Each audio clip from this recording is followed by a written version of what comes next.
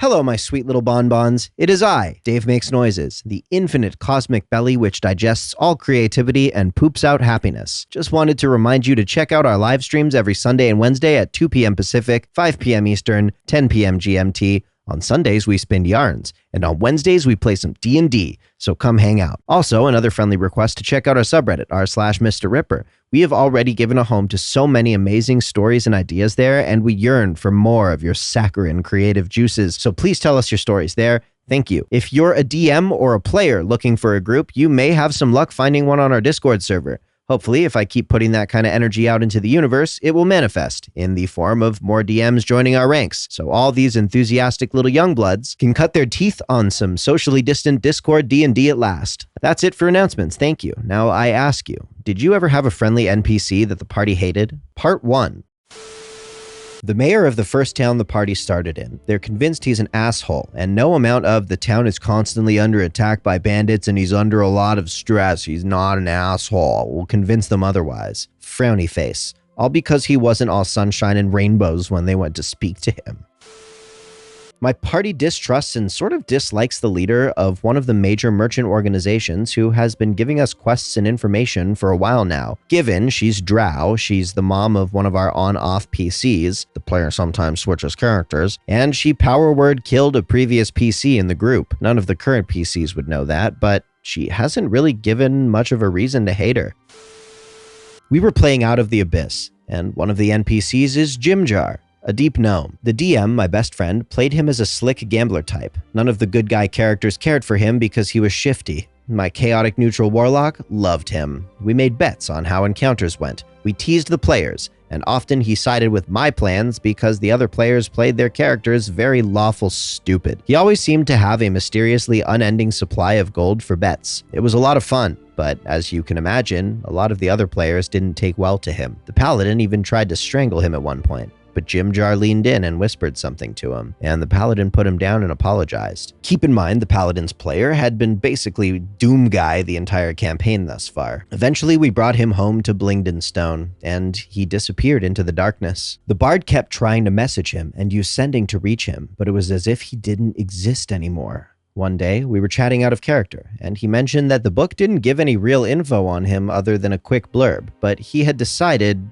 who he was. I just looked at him curiously and shrugged it off. Another thing to mention was that I randomized my warlock almost entirely. Xanathar's Guide to Everything has a whole section of expanded backstory, and being a seasoned player and role player, I just rolled for everything. From how many brothers and sisters he had, to how many adventures he'd been on, to even how his patron treated him. The DM had played his fiendish patron as absolutely evil the entire time. He was an asshole who wanted me to act like I was a slave, and he was the master. He even had the shackle on his wrist with no way to unlock it, signifying that he belonged to the archdevil. Ice would form on it when he made attacks with magic, and being a Pact of the Blade warlock, when he summoned his weapon, the dangling chain on the shackle would rise up and attach to the pommel of the weapon. It was good flavor and great roleplay. So later on, my warlock died. He got vaporized by a beholder, and all that was left was the shackle. The bard took the shackle to remember my warlock, and the DM pulled me aside later for a one-on-one. During that time, my warlock was falling into the 9 hells, when suddenly he found himself in a quiet, peaceful glade, with a golden street in front of him. Confused, Jimjar appeared in front of him. Jimjar explained that he was in fact Garl Glittergold, the god of deep gnomes, and said that if my warlock wished it, he could help him. My warlock accepted, and Garl ripped the shackle off of his arm, and Malice was made into a solar to serve Garl in the afterlife. We even had a moment later on towards the end of the campaign where my warlock and Garl came down to give the players a boon in the final battle of the campaign, and Garl explained to the party he was Jimjar, and this was my warlock's reward for indulging him. All in all, it ended up being quite a surprise to them, and so now everyone's a bit more receptive to the DM's NPCs. I had a group of good neutral players. They arrived in the office of a polite chancellor, Dr. Slitheen. Nice, I see you, fam. I described how he had a slim yet commanding form, fit enough to kick their asses. When I got to his hair, I said it was a large gray afro. I wish I hadn't. My wizard and ranger looked at each other and both agreed his hair was terrible. They both said, "We rush him."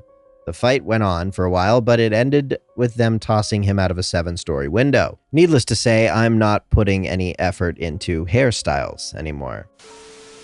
A small goblin slave named Boblin in our space pirate campaign. Think Treasure Planet meets Pirates of the Caribbean. Now, we don't all hate it. I actually care for the little goblin desperately, and constantly give it lots of good loot so that he can care for himself. I always give him my portions of food, gave him a strong revolver that was +1 and also did extra lightning damage. However, most of the party hate the goblin. Being pirates, our crew has been trying to project an aura of intimidation and power around them, giving them intentional battle scars, eye patches, and things like that. Me treating our slave in the way I treat him is ruining our image as the most brutal pirates the galaxy has ever seen, so both me and the slave have been getting lots of hate. In character, we're all kind of friends IRL, for acting so weak.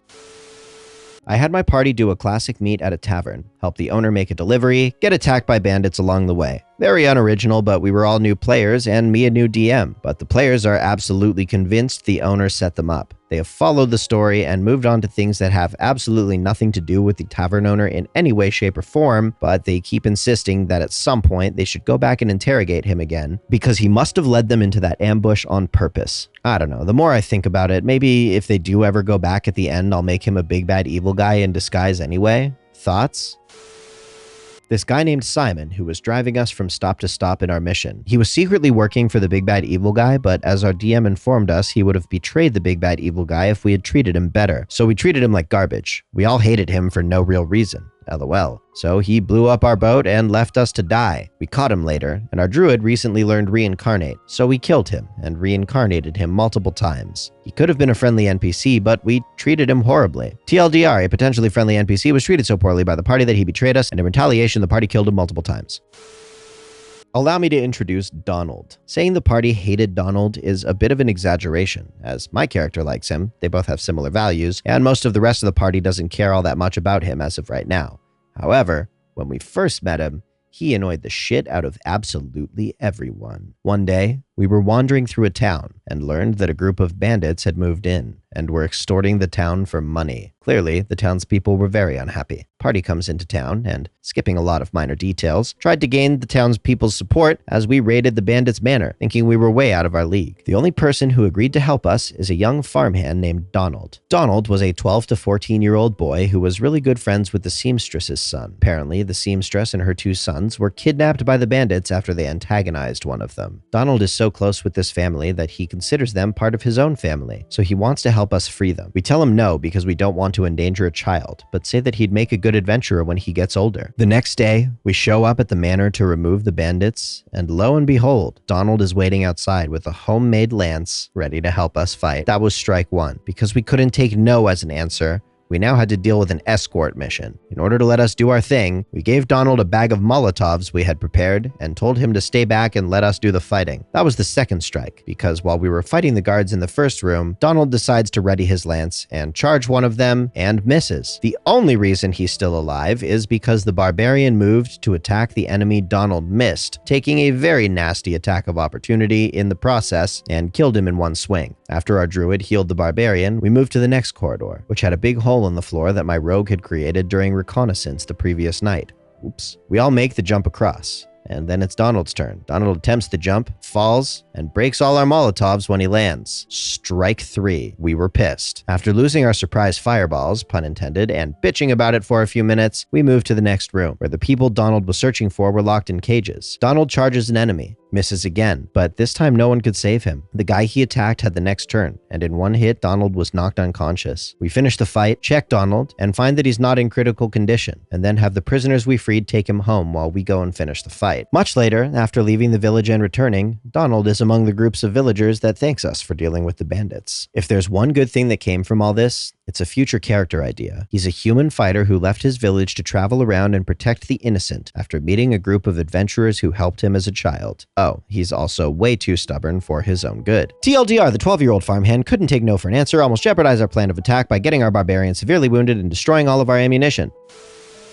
I'm running an evil campaign, my friend's favorite way to play, and they wanted to make a name for themselves. They decided to terrorize their first village, but they wanted to start small. The rogue wanted to steal a helmet with little coins from a homeless man. Not one.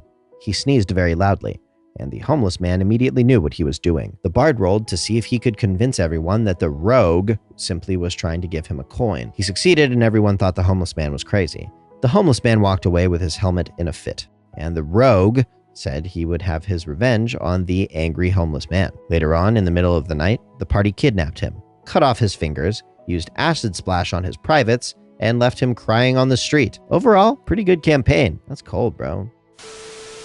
Hello, my infinite radiant light beings of angelic cosmic bliss. Thank you for attuning your spiritual flexors and tensors of fractally expanding hive mind genius onto this video until the very end. We are so glad that you did. We just wanted to take a second to remind you again to please check out our storytelling streams every Sunday, where we hang out and share stories and laughs, as well as our exciting new D&D live streams every Wednesday. We go live both days at 2 p.m. Pacific, 5 p.m. Eastern, 10 p.m. GMT, and you would be such a peach were you to join us for either or both of them, you succulent little stone fruit you. Please direct your stories over to our subreddit r/Mr. Ripper if you want a shot at having them read. We have plenty of threads in there for you to contribute to, and that's where we have been getting many of the stories for our videos and streams as of late. If you feel like supporting the channel, one way you can do so is by copying yourself a nice garment from our merch store below. If you're looking for a thriving community of D&D enthusiasts and shit posters alike, you found us.